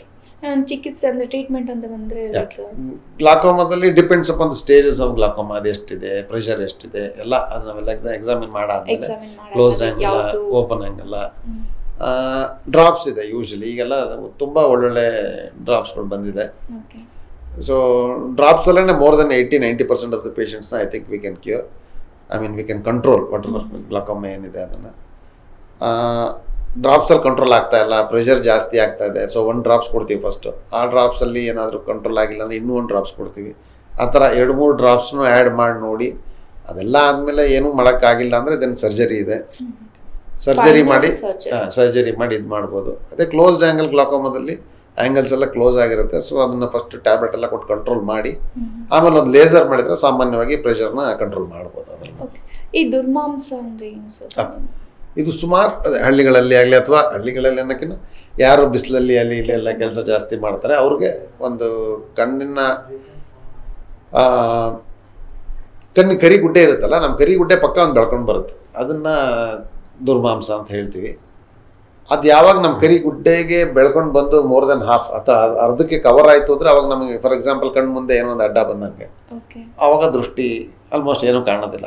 ಆ ಟೈಮಲ್ಲಿ ನಾವು ಆಪ್ರೇಷನ್ ಮಾಡಿದರೆ ಏನಾಗುತ್ತೆ ಅಂದರೆ ಅವ್ರಿಗೆ ಅಲ್ಲೊಂದು ಸಣ್ಣ ಕಲೆ ಉಳ್ಕೊಂತು ಅಂದರೆ ಅದ್ರದ್ದು ಏನು ಎಫೆಕ್ಟ್ ಇರಲ್ಲ ಅಷ್ಟಾಗಿ. ಅದರಿಂದ ದುರ್ಮಾಂಸ ಇರೋರು ಸಹ ಅವ್ರ ಕಣ್ಣಿನ ಒಂದು ಕಾಲು ಭಾಗಕ್ಕೆ ಕಾಲು ಭಾಗಕ್ಕೆ ಯಾವಾಗ ಬೆಳೆದಿದೆ ಅನಿಸುತ್ತೋ ಆವಾಗಲೇ ಬಂದು ಚಿಕಿತ್ಸೆ ತೊಗೊಳೋದು ಭಾಳ ಮುಖ್ಯ ಅಂತ ಹೇಳ್ತೀವಿ ದುರ್ಮಾಂಸ. ಈಗ ಲೈಕ್ ಲೆನ್ಸಸ್ ಅಂದರೆ ಎಷ್ಟು ಟೈಪ್ಸ್ ಇದೆ ಸರ್? ಲೆನ್ಸಸ್ ಅಂದರೆ ಪೊರೆ ಆಪ್ರೇಷನ್ ಆದಮೇಲೆ. ಓಕೆ. ಸೊ ಈಗಿರ್ದಿರ ತುಂಬ ಅಂದರೆ ತುಂಬ ಅಡ್ವಾನ್ಸ್ ಆಗಿದೆ. ಮುಂಚೆ ಎಲ್ಲ ಏನಿತ್ತು ಅಂತಂದರೆ ಫಾರ್ ಎಕ್ಸಾಂಪಲ್ ಹಿಂದೆ ಫಸ್ಟ್ ಶುರು ಆದಾಗ ಒಂದು ಆಲ್ಮೋಸ್ಟ್ ಹಾಫ್ ಆಫ್ ದಿ ಕಾರ್ನಿಯಾನ ಕಟ್ ಮಾಡಿ ಅದನ್ನೇನು ಸೂಚರು ಮಾಡ್ತಿರಲಿಲ್ಲ ಹಿಂದೆ, ಹಾಗೇನೆ ಬಿಡ್ತಾಯಿದ್ರು. ಅದು ಅದಕ್ಕದೇ ಕೂಡಬೇಕಿತ್ತು. ಸೊ ಆಮೇಲೆ ನೆಕ್ಸ್ಟ್ ಸೂಚರ್ಸ್ ಬಂತು. ಈಗೆಲ್ಲ ನಮ್ದೇನು 2 mm ಒಂದು ಪೆನ್ ಟಿಪ್ ಅಷ್ಟಿರುತ್ತೆ, ಅಷ್ಟೇ ಇರುತ್ತೆ ನಮ್ದು ಇನ್ಸೆಷನ್ನು. ಆ್ಯಂಡ್ ಲೆನ್ಸ್ ನೀವು ಹೇಳ್ದಂಗೆ ಏನಪ್ಪ ಅಂದರೆ ಲೆನ್ಸಲ್ಲಿ ಈಗ ಫಾರ್ ಎಕ್ಸಾಂಪಲ್ ದೂರದೃಷ್ಟಿಗೆ ಬೇಕು ಅಂತಂದರೆ ಬರೀ ಅಷ್ಟಕ್ಕೆ ಲೆನ್ಸ್ ಹಾಕಿ ಮಿಕ್ಕಿದ ಕನ್ನಡಕ್ಕೆ ಹಾಕೋತಾರೆ. ಅವ್ರದ್ದೇನು ಜಾಸ್ತಿ ಇಲ್ಲ ಹತ್ರದ ಕೆಲಸ ಅನ್ನಂಗಿದ್ರೆ ಅದಿದೆ. ಇನ್ನೊಂದು ಇಡ್ ಆಫ್ ಲೆನ್ಸ್ ಅಂತ ಹೇಳ್ತೀವಿ, ದೂರ ಮತ್ತು ಹತ್ತಿರದ್ದು 2 ಕವರ್ ಆಗುತ್ತೆ ಅದರಲ್ಲಿ. ಇನ್ನೂ ಅಡ್ವಾನ್ಸ್ ಲೆನ್ಸ್ ಬೇಕು ಅಂದರೆ ದೂರ, ಮಧ್ಯ ಮತ್ತು ಹತ್ತಿರ. So almost everything glass free after cataract surgery ಇರ್ಬೋದು. ಆ ಥರದ ಲೆನ್ಸ್ ಇದೆ. ಆಫ್ಟರ್ ದಟ್ಸ್ ಕಣ್ಣು ಕೆಲವೊಬ್ಬರಿಗೆ ಒದ್ದೆ ಆಗೋದು ಯಾವಾಗಲೂ ನೀರಿಂದ ತುಂಬಿರುತ್ತೆ, ಮತ್ತೆ ಡ್ರೈನೆಸ್ ಇರುತ್ತೆ. ಏನಕ್ಕೆ ರೀಸನ್ ಅದು? ಅದೇ ನೀವು ಮುಂಚೆನೆ ಯಾವಾಗಲೇ ಕೇಳಿದಾಗೆ ಈಗ ಕಂಪ್ಯೂಟರ್ ಓದೋರಿಗೆ ಅಥವಾ ಚಿಕ್ಕ ಮಕ್ಕಳಲ್ಲೂ ಇರುತ್ತೆ ಅದು. ಯೂಶಲಿ ಕಣ್ಣು ರಬ್ ಮಾಡ್ತಾನೆ ಇರ್ತಾರೆ, ಅವರು ಕೂಡ ಲೆನ್ಸ್ ಯೂಸ್ ಮಾಡಬೇಕಾಗತ್ತೆ. ಅದು ಅಲರ್ಜಿಗೆ ಎಸ್ಪೆಷಲ್ ನೀವು ಹೇಳ್ದಂಗೆ ಅಲರ್ಜಿ. ಏನು ಅಲರ್ಜಿ ಅಂದರೆ ಯಾವುದಕ್ಕಾರ ಅಲರ್ಜಿ ಆಗ್ಬೋದು. So anything under the sun including sun can cause allergy ಅನ್ನೋ ಲೆಕ್ಕದಲ್ಲಿ ಕಣ್ಣು ಕೆಂಪಾಗುತ್ತೆ, ಕಣ್ಣಲ್ಲಿ ನೀರು ಬರುತ್ತೆ. ಅದಕ್ಕೆಲ್ಲ ನೀವು ತಕ್ಷಣ ತೋರಿಸ್ಬಿಟ್ಟು ಚಿಕಿತ್ಸೆ ತೊಗೊಂಡ್ರೆ ಅದರಲ್ಲೆಲ್ಲ ಒಳ್ಳೆ ಟ್ರೀಟ್ಮೆಂಟ್ ಈಗ ಲಭ್ಯ ಇದೆ ಅದರಲ್ಲಿ. ಈಗ ಕೆಲವೊಬ್ಬರಿಗೆ ಸಡನ್ ಆಗಿ ಕಣ್ಣು ನೋವು ಬರುತ್ತೆ, ಚೆನ್ನಾಗೇ ಇರ್ತಾರೆ, ಚೆನ್ನಾಗಿ ಕೆಲಸ ಮಾಡ್ತಿರ್ತಾರೆ, ಏನು ಪ್ರಾಬ್ಲಮ್ ಇಲ್ಲ, ಸಡನ್ ಆಗಿ ಕಣ್ಣು ನೋವು ಬರ್ತಿದೆ ಅಂತ ಹೇಳಿ ಬರ್ತಾರೆ. ಏನು ರೀಸನ್ ಇರ್ಬೋದು ಅದಕ್ಕೆ? ಅದರಲ್ಲಿ ಒಂದು ಏನಾದ್ರು ಅಲ್ಸರ್, ಕಾರ್ನಿಯಲ್ ಅಲ್ಸರ್ ಅಂತ ಹೇಳ್ತೀವಿ. ಏನೋ ಕಣ್ಣಿಗೆ ಏನೋ ಬಿದ್ದು ಇವು ಚೆನ್ನಾಗಿ ಉಜ್ಜಿಬಿಟ್ಟು ಅದು ಮತ್ತೆ ಗಾಯ ಥರ ಆಗಿ ಇಮಿಡಿಯೇಟಾಗಿ ತುಂಬಾ ನೋವು ಸ್ಟಾರ್ಟ್ ಆಗುತ್ತೆ. ಅಥವಾ ಸ್ಟೈ ಅಂತ ಹೇಳ್ತೀವಿ, ಕಣ್ಕುಟ್ಟಿಗೆ ಅಂತೀವಲ್ಲ, ಅದಿದ್ದಾಗಲೂ ತುಂಬ ನೋವು ಸ್ಟಾರ್ಟ್ ಆಗುತ್ತೆ. ಅಂಡ್ ನಾನು ಹೇಳ್ದಂಗೆ ಗ್ಲಾಕೋಮಾದಲ್ಲಿ ಅನ್ಬೇರಬಲ್, ತಡೆಯೋಕ್ಕೆ ಆಗದಲ್ಲೇ ಇರೋವಂಥ ವಾಮಿಟ್ ಮಾಡ್ಕೊಳ್ಳೋ ಲೆವೆಲ್ಗೆಲ್ಲ ಪೇನ್ ಇರುತ್ತೆ. ಡಿಪೆಂಡ್ಸ್ ಯಾವ ಕಂಡೀಷನ್ ಇದೆ ಅಂತ ನಾವು ಎಕ್ಸಾಮಿನ್ ಮಾಡಿದ್ರೆ ಗೊತ್ತಾಗುತ್ತೆ. ಈಗ ಕೆಲವೊಬ್ರು ಹೇಗಿರ್ತಾರೆ ಅಂದ್ರೆ ಸಡನ್ ಆಗಿ ನನ್ನ ಕಣ್ಣು ಹೋಗ್ತು ಅಂತ ಕೂಡ ಹೇಳೋರು ಇರ್ತಾರೆ. ಅಂದ್ರೆ ದೃಷ್ಟಿ ದೋಷ ಸಡನ್ ಆಗಿ ಹಠಾತ್ ಹೋಗ್ಬಿಡುತ್ತೆ. ಏನ್ ರೀಸನ್? ಚೆನ್ನಾಗೇ ಇರ್ತಾರೆ, ಕಣ್ಣಿನ ದೃಷ್ಟಿ ಕಾಣ್ತಾ ಇಲ್ಲ, ಫುಲ್ ಎಲ್ಲ ಬ್ಲ್ಯಾಂಕ್ ಆಗಿದೆ ಅಂತ ಏನಾದ್ರು ಕೇಸಸ್ಗಳು ಬರುತ್ತೆ. ಇದರಲ್ಲೂ ಹೇಗೆ ಅಂತಂದ್ರೆ ಅಗೇನ್ ಮತ್ತೆ ಇದರ ಲಾಟ್ ಆಫ್ ವೆರೈಟೀಸ್. CRAO ಅಂತ ಹೇಳ್ತೀವಿ, ಕಣ್ಣಿನಲ್ಲಿರುವಂಥ ರಕ್ತನಾಳ ಏಕ್ದಮ್ ಬ್ಲಾಕ್ ಆಯ್ತು, ಹೆಂಗೆ ಹಾರ್ಟ್ ಅಟ್ಯಾಕ್ ಅಂತೀವಲ್ಲ ಆ ಥರ. ಅದು ಯಾವ್ದಾರ ಬ್ಲಾಕ್ ಬಂದು ಬ್ಲಡ್ ವೆಸಲ್ಸ್ ಬ್ಲಾಕ್ ಮಾಡ್ತು ಅಂದರೆ ಆವಾಗ್ಲೂ ಇಮ್ಮಿಡಿಯೇಟಾಗಿ ದೃಷ್ಟಿ ಹೊಟ್ಟೋಗುತ್ತೆ. ಇಮ್ಮಿಡಿಯೇಟಾಗಿ ಬಂದು ವಿತಿನ್ 6 hours ಏನಾದರೂ ಟ್ರೀಟ್ ಮಾಡಿಕೊಂಡ್ರೆ ಅದನ್ನು ಉಳಿಸ್ಬೋದು ಕಣ್ಣು. ಅದಾದಮೇಲೆ ಈ ಡಯಾಬಿಟಿಕ್ ರೆಟಿನೋಪತಿ ಎಂಡ್ ಸ್ಟೇಜಸ್ ಬಂದರೆ ಅವ್ರಿಗೂ ಕಣ್ಣು ಹೋಗುತ್ತೆ. ಗ್ಲಾಕೋಮಾ ಹೇಳಿದ್ನಲ್ಲ, ಗ್ಲಾಕೋಮಾದಲ್ಲೂ ಹೋಗುತ್ತೆ. ಸಡನ್ ಲಾಸ್ ಆಫ್ ವಿಷನ್ ನೀವು ಹೇಳ್ದಂಗೆ ಅಂದರೆ ಈಗ ರೆಟಿನಲ್ ಡಿಟ್ಯಾಚ್ಮೆಂಟ್ ಅಂತೀವಿ, ಕಣ್ಣಿನ ರೆಟಿನಾ ಏನಿದೆ ಅದು ಡಿಟ್ಯಾಚ್ ಆಗೋಯ್ತು ಅಂದ್ರೂ ಅದು ಮತ್ತು CRAO ಅಂತ ಹೇಳಿದ್ವಲ್ಲ, ಅದು ಎರಡರಲ್ಲಿ ಸಡನ್ನಾಗೆ ದೃಷ್ಟಿ ಹೋಗೋವಂಥ ಸಾಧ್ಯತೆ ಇದೆ. ಇನ್ನು ಕೆಲವೊಬ್ಬರಿಗೆ ರಾತ್ರಿ ಅಂದ್ರೆ ಸಂಜೆ ಆಗ್ತಾ ಇದ್ದಂಗೆ ಕಣ್ಣಿನ ದೃಷ್ಟಿ ಮಂಜಾಗ್ತಾ ಇದೆ, ನನಗೆ ಸಂಜೆ ಆಗ್ತಿದ್ದಂಗೆ ಕಣ್ ಕಾಣಿಸಲ್ಲ, ಸ್ವಲ್ಪ ಕಾಣಿಸ್ತಾ ಇರುತ್ತೆ. ಇನ್ನು ಕೆಲವೊಬ್ಬರಿಗೆ ರಾತ್ರಿ ಆದ್ರೆ ಫುಲ್ ಏನು ಕಾಣಿಸೋದಿಲ್ಲ. ಏನು ರೀಸನ್ನು? ಅದೇನೋ ವಂಶ ಪರಂಪರೆಯಾಗಿ ಬಂದಿರುತ್ತೆ ಅಥವಾ ಪರ್ಟಿಕ್ಯುಲರ್ ಏನಾದರೂ ಒಂದು ರೀಸನ್ ಇರುತ್ತಾ? ಓಕೆ, ಈಗ ಅದೇ ನೀವು ಸಾಯಂಕಾಲ ಹೊತ್ತು ಕಾಣಿಸೋದಿಲ್ಲ, ಲೈಟ್ ಕಮ್ಮಿ ಇದ್ದಾಗ ಅಂತ ಹೇಳ್ತಾರೆ ಅಂದರೆ ಅದರಲ್ಲೂ ಅಗೇನ್ ಕ್ಯಾಟ್ರಾಕ್ಟ್ ಸ್ಟೇಜಲ್ಲೂ ಕೆಲವರಿಗೆ ಕ್ವಾಲಿಟಿ ಆಫ್ ವಿಷನ್ ಕಮ್ಮಿ ಇರುತ್ತೆ. ಎಕ್ಸಾಕ್ಟ್ಲಿ, ಕಾಣ್ತಾ ಇರುತ್ತೆ. ಚೆನ್ನಾಗಿ ಬ್ರೈಟ್ ಲೈಟ್ ಇತ್ತು ಅಂತ ಚೆನ್ನಾಗಿ ಕಾಣ್ತಾ ಇರುತ್ತೆ. ಇದರಲ್ಲಿ ಮೇಯ್ನಾಗೆ ಈಗ ಕೆಲವ್ರು ಹೇಳ್ತಾರೆ ನೈಟ್ ಆದರೆ ಏನಾದರೂ ವಸ್ತು ಇರೋದು ಗೊತ್ತಾಗಲ್ಲ, ಅದನ್ನೇ ಒತ್ಕೊಂಡು ಹೋಗ್ಬಿಡ್ತಾನೆ ಅಥವಾ ಹೋಗ್ಬಿಡ್ತಾರೆ ಅಂತ ಹೇಳ್ತಿರ್ತಾರೆ. ಇದು ರೆಟಿನೈಟಿಸ್ ಪಿಗ್ಮೆಂಟೋಸಾ ಅಂತ ಹೇಳ್ತೀವಿ. ಇದು ನೀವು ಹೇಳ್ದಂಗೆ ಸಂಬಂಧಿಕರಲ್ಲಿ ಯಾವಾಗ ಮದುವೆ ಆಗಿರುತ್ತೆ, ಈಗ ನಮ್ಮ ತಂದೆ ತಾಯಿಗಳು ಸಂಬಂಧಿಕರಲ್ಲಿ ಮದುವೆ ಆಗಿರ್ತಾರೆ ಅಂತ ಮಕ್ಕಳಿಗೆ ಬರೋಂಥ ಸಾಧ್ಯತೆ ಭಾಳ ಇದೆ. ಇದು ಒಂದು ರೆಟಿನೈಟಿಸ್ ಪಿಗ್ಮೆಂಟೋಸಾ ಆದಂಗೆ ಅಡ್ವಾನ್ಸ್ ಸ್ಟೇಜಸ್ಸಲ್ಲಿ ಪಾಪ ಅವರಲ್ಲಿಗೂ ದೃಷ್ಟಿ ಹೋಗೋ ಅವ್ರಿಗೆ ಸಾಧ್ಯತೆ. ಚಿಕ್ಕ ವಯಸ್ಸಲ್ಲೇ ಗೊತ್ತಾಗುತ್ತಾ ಅಥವಾ ಒಂದು ಸರ್ಟನ್ ಟೈಮ್ ತುಂಬಾ ಟೈಮ್ ತಗೊಳುತ್ತೆ ಅದು ಒಂದು ಪ್ರಾಬ್ಲಮ್ ಆಗಿದೆ ಅಂತ ಕಂಡಿದ್ದಕ್ಕೆ? ಮೊದಲನೇದಾಗಿ ಕನ್ಸಂಗ್ ಮ್ಯಾರೇಜ್ ಆಗಲೇಬಾರ್ದು. ಹೌದು. ಸೊ ಗೊತ್ತಾಗುತ್ತೆ, ಐ ಮೀನ್ ಗೊತ್ತಾದರೆ will not be able to do anything. ಏನು ಮಾಡೋಂಥ ಸ್ಟೇಜಲ್ಲಿ ಇರಲ್ಲ. ಅದಕ್ಕೆ ವೈಟಮಿನ್ಸ್ ಅದು ಇದು ಕೊಟ್ಟು ಸಪ್ಲಿಮೆಂಟ್ಸ್ ಕೊಡ್ಬೋದು ಅಷ್ಟೇ ಹೊರತು ರೆಟಿನೈಟಿಸ್ ಪಿಗ್ಮೆಂಟೋಸಾ ಟ್ರೀಟ್ಮೆಂಟ್ ಅಂತ ಏನಿಲ್ಲ. ಬಟ್ ಏನು ಮೆಡಿಸಿನ್ಸ್ ಲೈಕ್ ಟ್ಯಾಬ್ಲೆಟ್ಸ್, ಡ್ರಾಪ್ಸ್ ಈ ಥರ ಇಲ್ಲ, ಅದಕ್ಕೆ ಪರ್ಟಿಕ್ಯುಲರ್ ಆಗಿ ಏನಿಲ್ಲ. ಅದರಿಂದ ಬೇರೆ ಏನಾದ್ರು ತೊಂದರೆ ಇದ್ರೆ ಕೊಡ್ಬೋದು ಅಷ್ಟೇ. ಅದು ಹೋಗಿಸಿ ಅದು ಸರಿ ಹೋಗ್ಸೋ ಅಂಥದ್ದು ಟ್ರೀಟ್ಮೆಂಟ್ ಇನ್ನೂ ಏನೂ ಇಲ್ಲ. ಮತ್ತೆ ಇವಾಗ ಏನಂತ ಹೇಳಿದ್ರೆ ಸರ್, ಕಣ್ಣಿನ ಸಮಸ್ಯೆಗೂ ತಲೆನೋವು ಏನಾದರೂ ಸಂಬಂಧ ಇದೆಯಾ? ಈಗ ತಲೆನೋವ್ತಾ ಇದ್ರೂ ಕಣ್ಣು ನೋವ್ತಾ ಇದೆ ಅಂತ ಹೇಳ್ತಾರೆ. ಸೊ ಏನಾದರೂ ಲಿಂಕ್ ಇದೆಯಾ ಅದಕ್ಕೆ? ಫಾರ್ ಎಕ್ಸಾಂಪಲ್ ಈಗ ಮೈಗ್ರೇನ್ ಅಂತ ಹೇಳ್ತೀವಲ್ಲ, ಮೈಗ್ರೇನಲ್ಲೂ ಅಷ್ಟೇ ಅವ್ರಿಗೆ ಫಸ್ಟು ತಲೆನೋವು ಬರುತ್ತೆ, ಆಮೇಲೆ ಕಣ್ಣೋವು ಅಂತ ಕೆಲವ್ರು ಹೇಳ್ತಾರೆ. ಮೈಗ್ರೇನ್ ತುಂಬ ರೀತಿ ಇದರಲ್ಲೂ ಬರುತ್ತೆ. ಮೈಗ್ರೇನಲ್ಲೂ ನಿಮಗೆ ಕಣ್ಣು ನೋವ್ತಾ ಇದೆ, ನಮಗೆ ಕಣ್ಣು ಬಿಡೋಕ್ಕಾಗಲ್ಲ, ಬೆಳಕು ನೋಡ್ಲಿಕ್ಕೆ ಆಗಲ್ಲ. ಮತ್ತೆ ಏನೋ ಒಂದು ವಾಯ್ಸ್ ಜಾಸ್ತಿ ಅವರು ಒಂಥರ ಎಲ್ಲ ಕತ್ಲು ರೂಮಲ್ಲೇ ಒಬ್ಬರೇ ಇರಬೇಕು, ಯಾರು ವಾಯ್ಸ್ ವಾಲ್ಯೂಮ್ ಅಲ್ಲ, ಒಂದು ಪಿನ್ ಬಿದ್ರು ಅವ್ರಿಗೆ ತಡೆಯಕ್ಕೆ ಆಗೋದಿಲ್ಲ, ಅಷ್ಟು ನೋವು ಇರುತ್ತೆ. ಮೈಗ್ರೇನ್ ಅಲ್ಲಿ ಇರುತ್ತೆ. ಆ್ಯಂಡ್ ರಿಫ್ರಾಕ್ಟಿವ್ ಎರರಲ್ಲೂ ಅಷ್ಟೇ. ಈಗ ದೃಷ್ಟಿದೋಷ ಅಂತ ಹೇಳ್ತೀವಲ್ಲ, ದೃಷ್ಟಿದೋಷದಲ್ಲೂ 2-3 ಥರ ಇದೆ. ಅಲ್ಲೂ ಅವ್ರಿಗೆ ರಿಫ್ರಾಕ್ಟಿವ್ ಎರರ್ ಕರೆಕ್ಷನ್ ಆಗಿಲ್ಲ ಅವ್ರಿಗೆ ಅಂತಂದರೆ ಅವಾಗ್ಲೂ ಅವ್ರಿಗೆ ತಲೆನೋವು ಬರೋಂಥ ಸಾಧ್ಯತೆ ಇರುತ್ತೆ. ಇವಾಗ ಸರ್, ಕಣ್ಣಿನ ಆರೋಗ್ಯನ ನಾವು ಚೆನ್ನಾಗಿ ಕಾಪಾಡ್ಕೋಬೇಕು ಅಂದರೆ ಅದಕ್ಕೆ ತಕ್ಕಂಗೆ ಕೂಡ ಆಹಾರ ಕ್ರಮನೂ ತುಂಬಾ ಮುಖ್ಯ ಅಂತ ಹೇಳ್ಬೋದು. ಸೊ ಯಾವ ಥರ ಫುಡ್ನ ನಾವು ತೊಗೊಳ್ಬೇಕಾಗಿದೆ? ಇತ್ತೀಚಿನ ದಿನಗಳಲ್ಲಿ ಎಲ್ಲ ಕೂಡ ಏನು ಹೇಳ್ತೀವಿ, ಪ್ಯಾಕ್ಡ್ ಫುಡ್ ಇರುತ್ತೆ, ಮತ್ತು ಜಂಕ್ ಫುಡ್ ನಾವು ಮಕ್ಕಳಿಂದ ಹಿಡಿದು ಪ್ರತಿಯೊಬ್ಬರು ಇವಾಗ ಅದಕ್ಕೆ ಅಡಿಕ್ಷನ್ ಆಗಿಬಿಟ್ಟಿದ್ದೀವಿ. ಸೊ ಯಾವ ಥರ ಫುಡ್ನ ನಾವು ತೊಗೊಂಡ್ರೆ ಕಣ್ಣಿನ ಸಮಸ್ಯೆಯಿಂದ ನಾವು ಹೊರಗಡೆ ಬರ್ಬೋದು, ತೊಂದರೆಯಿಂದ ಅದನ್ನು? ಓಕೆ, ಯೂಶಲಿ ಹೆಲ್ದಿ ಫುಡ್ಸ್ ತೊಗೋಬೇಕು. ನೀವು ಹೇಳ್ದಾಗೆ ಯಾವುದೇ ಆಗಲಿ ಜಂಕ್ ಫುಡ್ನ ಅದೆಲ್ಲ ಆದಷ್ಟು ಅವಾಯ್ಡ್ ಮಾಡಬೇಕು. ಜಂಕ್ ಫುಡ್ ಅವಾಯ್ಡ್ ಮಾಡೋದ್ರಿಂದ even you can control migraine also. Actually main thing there we say coffee tea ಕುಡಿಯೋದು, ಜಂಕ್ ಫುಡ್ನ ಅವಾಯ್ಡ್ ಮಾಡಿ ಅಂತ ಹೇಳ್ತೀವಿ. ಗ್ರೀನ್ ಲೀಫಿ ವೆಜಿಟೇಬಲ್ಸ್, ಹಣ್ಣು ತರಕಾರಿಗಳು, ಮೇಯ್ನಾಗೆ ತರಕಾರಿ, ಹಣ್ಣು, ನಾನ್ ವೆಜಿಟೇರಿಯನ್ಸ್ ಇದ್ದರೆ ಫಿಶ್ ತೊಗೋಬೋದು. ಆ ಥರದ್ದು ತೊಗೊಂಡ್ರೆ, ಮೊಟ್ಟೆ ತೊಗೊಳೋದಾಗಲಿ, ಹಾಲು ಕುಡಿಯೋದಾಗಲಿ, ಇದೆಲ್ಲ ಮಾಡೋದ್ರಿಂದ, ಗ್ರೀನ್ ಲೀಫಿ ವೆಜಿಟೇಬಲ್ಸ್ ತೊಗೊಳೋದ್ರಿಂದ ನಿಮ್ಮ ಕಣ್ಣಿನ ಆರೋಗ್ಯನ ಕಾಪಾಡ್ಕೋಬೋದು. ಒಂದು ಸಣ್ಣ ವಿರಾಮದ ನಂತರ ಕಾರ್ಯಕ್ರಮ ಮುಂದುವರಿಯುತ್ತೆ. ಹೀಗೆ ನೋಡ್ತಾ ಇರಿ ನಿಮ್ಮ ನೆಚ್ಚಿನ ಸಿ ಮೈಸೂರು ವಾಹಿನಿ.